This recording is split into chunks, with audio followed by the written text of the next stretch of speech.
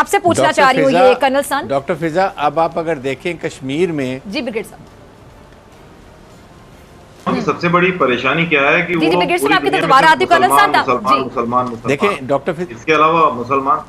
जी बताएं। ओके, हम लाते हैं टॉक शोज और अनलिमिटेड एंटरटेनमेंट सिर्फ यूट्यूब पर।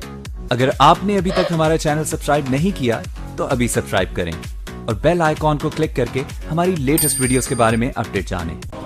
चाइना जहां खुद को पूरी दुनिया में सुपर पावर दिखाने का दम भरता है, तो वहीं एशिया के छोटे छोटे देश भी अब चाइना को उसकी औकात दिखाने लगे हैं।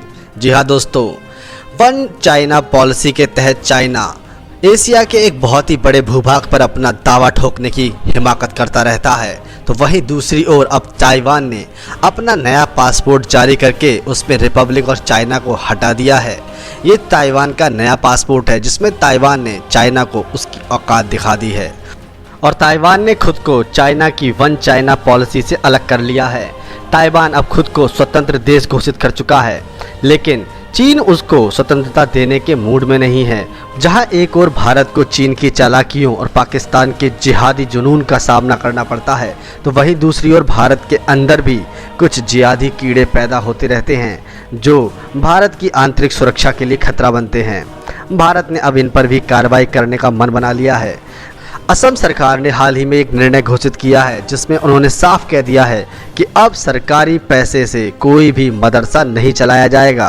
असम में सारे सरकारी मदरसे या सरकार के द्वारा फंडेड मदरसे बंद किए जा रहे हैं। फेक सेक्युलरिज्म और वोट बैंक के नाम पर भारत के कई राज्यों की सरकारें जनता के पैसे को एक धर्म विशेष के लोगों को खुश करने के लिए खर्च कर देते हैं। असम सरकार के इस निर्णय से जहां भारत के जिहादी और कट्टरपंथी लोग नाराज हैं, तो वहीं पाकिस्तानी मीडिया और पाकिस्तानी सरकार भी तिलमिलाए हुए हैं। आपको दिखाते हैं कि कैसे वो भारत सरकार के हर निर्णय पर भारत को बदनाम करने का प्रोपेगेंडा चलाते रहते हैं कि हम किसी की भी आवाज़ नहीं दबाते हैं। फॉर एग्जांपल बहुत से लोगों को लगता है कि जब आप पाकिस्तान से प्रोग्राम करते हैं तो भारत के जो मेहमान हैं उनकी आवाज़ ना दबा दी जाए, या फिर अक्सर ये होता है कि हमारे यहाँ से जब कोई भारतीय प्रोग्राम्स में शिरकत करता है तो बहुत से पैनलिस्ट इनसे मेरी बात होती है। अक्सर मेरा अपना भी एक्सपीरियंस रह चुका है कि वहाँ पर अक्सर आवाज़ को म्यूट कर दिया जाता है। तो मेरे प्रोग्राम में सबसे अच्छी बात यह पाक भारत आकरा में कि हम इंडियन गेस्ट की भी आवाज़ नहीं रोकते हैं, नहीं दबाते हैं, उनकी आवाज़ को म्यूट नहीं किया जाता है। तमाम लोग आर्गूमेंट से बात करते हैं, जो बात कहना चाहता है खुलकर उसको बात करने का मौका दिया जाता है। मेहमानों से तारुफ करवा देती हूँ। लाहौर से मेरे साथ बैठी हैं जी मलिहा हाशमी, किसी तारुफ के मोहताज नहीं। मलिहा बहुत शुक्रिया ज्वाइन करने के लिए। ब्रिगेडियर हारिस नवाज साहब, अगेन आई वुड से किसी तारुफ के मोहताज नहीं। ब्रिगेडियर साहब आपका भी बहुत शुक्रिया ज्वाइन करने के लिए। इंडिया से जो मैं गेस्ट ज्वाइन कर रहे हैं कर्नल संत पॉल हैं जी। कर्नल साहब बहुत शुक्रिया ज्वाइन करने के लिए। तो एक अभी आपके खिलाफ मुसलमानों के खिलाफ पाकिस्तान के खिलाफ कर रहे हैं, जो उन्होंने जिक्र भी किया इस्लाम फोबिया जो हाल है कि वहाँ कोविड-19 में कह रहे हैं मुसलमान कोविड लेकर आ रहे हैं। ये हालत है उनको आइसोलेट करने की, इस तरह विक्टिमाइजेशन हो रही है। फिर सिटीजनशिप अमेंडमेंट एक्ट आ गया, एनआरसी आ गया, वो किसके खिलाफ है? तो ये अगर आप देखते हैं तो इस तरीके से वो एक पूरा एक नक्शा बदल दिया सेकुलर इंडिया का। अब तो बिल्कुल बल्कि मुसलमानों को साबित करना पड़ेगा कि we are loyal to this country, हम यहाँ के रहने वाले हैं, हम यहाँ के इंडिया रह गया। बिल्कुल हाँ।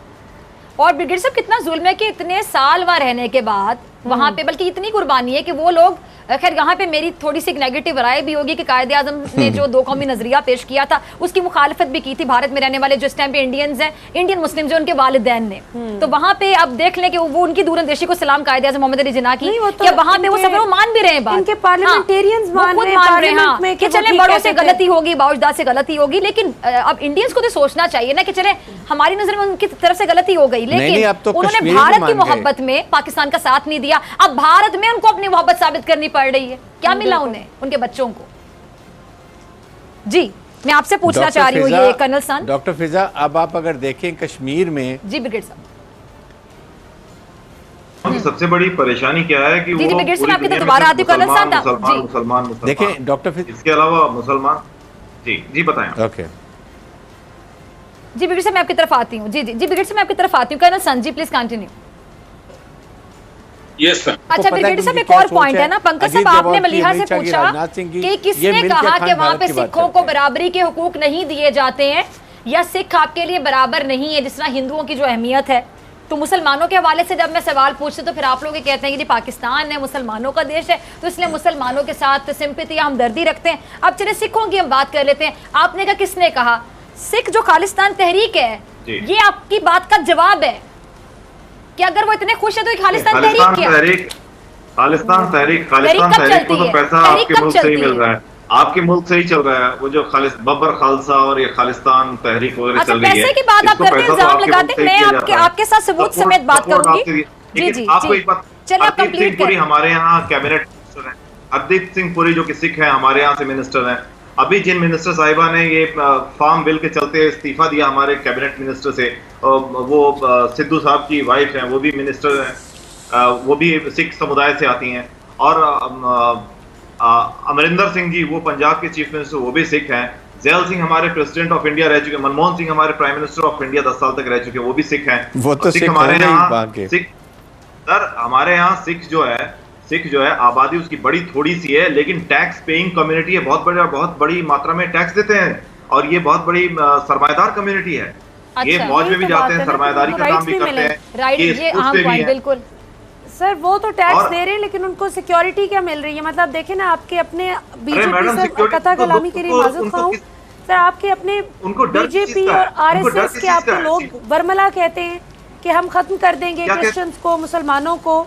देखिए ना बीजेपी की, अब मुझे वो याद आती है लड़की बड़ी जबरदस्त थी, एक इंडियन लड़की बड़ी वायरल हुई थी आज से चंद माह पहले, जिसने खुलकर मोदी साहब को एक्सपोज किया था भारत में खड़े होकर। सोशल मीडिया पे बहुत, वो हिंदू थी ना, वो मुसलमान थी ना, क्रिश्चियन थी ना, वो सिख थी, वो हिंदू लड़की थी जिसने हिंदुस्तान में खड़े होकर मोदी की फैशिस्ट अप्रोच को बेनकाब भी किया। और उसने खुद को डिस्टेंस किया। हम पढ़े लिखे जो हिंदू कम्युनिटी है भारत की, हम ऐसे नहीं है जैसे मोदी हैं।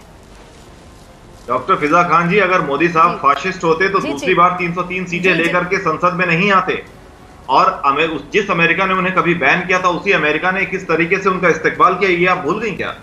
ये आप कैसे भूल सकती हैं? और मुझे चलिए अमेरिका की बात करते हैं, जरा दूसरा सुन ले। एक अभी हालिया खबर है, सुन ले, हौसला रख के खबर सुन ले। अमेरिका की आपने बात की ना, ब्रिगेडियर साहब आप भी जरा सुनिएगा, मलिया आप भी सुनिएगा, और भारतीय एनालिस्ट जरा कान खोल के सुनिएगा। अमेरिकी डिपार्टमेंट ऑफ ट्रेजरी के मुताबिक भारतीय बैंकों ने मुतादिद ऐसी ट्रांजैक्शंस की हैं जो कि मशकूक है, और रकम का दहशतगर्दी में इस्तेमाल होने का खदशा जाहिर किया गया है। सुना आप दोनों ने? और अब ये जो कुलभूषण है या ये जो एजेंसीज हैं, अफगानिस्तान की एजेंसी आप समझ लें एनडीएस, इसके जरिए पाकिस्तान में दहशतगर्दी फिर कहां से करवाई जाती है? आप रकम की बात करते हैं, आप कह रहे हैं खालिस्तान तहरीक में रकम पाकिस्तान देता है, ये आपका इल्जाम है, बोहतान है। सेम उस तरह जिससे आप कहते हैं कि कश्मीर में जब जुल्म आपकी फौज करती है, आपकी सेना के लोग उन पर पहले उनकी बिलाई छीनते हैं, उन पर आप वार करते हैं हथियार के साथ। अगर वो अपने बचाव के लिए हिफाजत इंतजाम के तौर पे पत्थर उठा के खड़े होते हैं मासूम बच्चे, तो आप कहते हैं वो आतंकवादी है और पाकिस्तान फंडिंग करता है। अब ये बता दें, अमेरिकी डिपार्टमेंट ऑफ ट्रेजरी के मुताबिक आपके भारतीय बैंकों से ट्रांजेक्शन हुई है, और ये जो पैसा ये दहशतगर्दी में इस्तेमाल हो रहा है, ये बताए ना सब, ये तो इस बात का जवाब नहीं देंगे ना। मुझे बताएं, जो कुलभूषण है, जब उसको गिरफ्तार किया गया था, उससे कैश में रकम मिली थी, क्या करा था हमारे मुल्क में? ये पैसा कहां से आता है? ये होती है फंडिंग। डॉक्टर फिजा, मैं अगर मुझे कुछ इजाजत दें बोलने की तो मैं कुछ बताऊं। डॉक्टर फिजा, आप ये देखें। चलिए ब्रिगेडियर साहब 1 मिनट दे दें, फिर ये कहेंगे मुझे बोलने नहीं दिया। ब्रिगेडियर साहब आपसे मैं थोड़ी इजाजत चाहूंगी। जी आप कंप्लीट करें, फिर ब्रिगेडियर साहब और मैं पाकिस्तान से मलिया का मौकिफ लेती हूँ। जी पंकज साहब, इस बात का जवाब चाहिए मुझे, और कोई बात नहीं। जो आप बोल रही हैं मासूम है, वो पत्थर मारने वालों को आपने खुद मासूम बोला। वो मासूम क्यों पत्थर मारते हैं हमारे फौज पर? क्योंकि वो फौज उन आतंकवादियों से, उन दहशतगर्दों से लड़ रही होती है। बुरहान वानी दहशतगर्द था, उसे वहां के लोगों ने हीरो बना दिया। तो आपकी फौज आतंकवादी नहीं है? तो आपकी फौज क्या है? आपकी फौज क्या है? वर्दी में आतंकवादी, वर्दी में आतंकवादी। आपकी फौज जो है बिना वजह की टेंशन करती है। फ्रीडम फाइटर के लिए कहां बात करें आतंकवादी? लोगों की बनाई आप छीन रहे हैं। आए दिन औरतों की इस्मत दरी, रेप के वाकयात होते हैं, बूढ़ी खवातीन का रेप किया जाता है। इंडियन ऑक्युपाइड कश्मीर में कर्फ्यू पाकिस्तान ने लगाया था कि आपकी फौज ने और आपने। अच्छा एक मिनट में लिया, ये बड़े स्मार्ट है, गोल कह रहे हैं। पंकज साहब 1 मिनट, कर्नल साहब आपकी तरफ भी आऊंगी, जरा इसका जवाब दे दें कि जो अमेरिकी डिपार्टमेंट ऑफ ट्रेजरी ने भारतीय बैंकों की जो ट्रांजैक्शंस हैं उनके हवाले से जो बताया है, ये जरा बता दें। ये पैसा आपके बैंकों से, 1 मिनट, ये जो आपके बैंक से ट्रांजैक्शंस हुई हैं, जरा इसके बारे में बता दें, जिसके बारे में खदशा जाहिर किया जा रहा है कि पैसा जो है टेररिज्म या दहशतगर्दी जैसी कार्रवाइयों में इस्तेमाल होते हैं। सपोर्ट नहीं करता है। आप इसका जवाब दे दें। तो फिर ये अमेरिकी डिपार्टमेंट ये कह रहे हैं स्पॉन्सर क्यों करता है? हाँ, देखा आपने, ये है पाकिस्तान की मीडिया जो भारत के खिलाफ केवल और केवल प्रोपेगेंडा चलाना जानती है। वहाँ के एनालिस्ट भारतीय एनालिस्ट को बोलने तक नहीं देते, भेड़ियों की तरह टूट पड़ते हैं। तो दोस्तों, ये थी आज की वीडियो। आपकी वीडियो कैसी लगी प्लीज़ इसे लाइक कीजिए, शेयर कीजिए और सब्सक्राइब करना ना भूलिए आपके channel EFC A to Z को। और हाँ दोस्तों, फिजा अकबर खान के जलते खित्ते के बारे में कमेंट्स करते रहिए। जय हिंद, वंदे मातरम।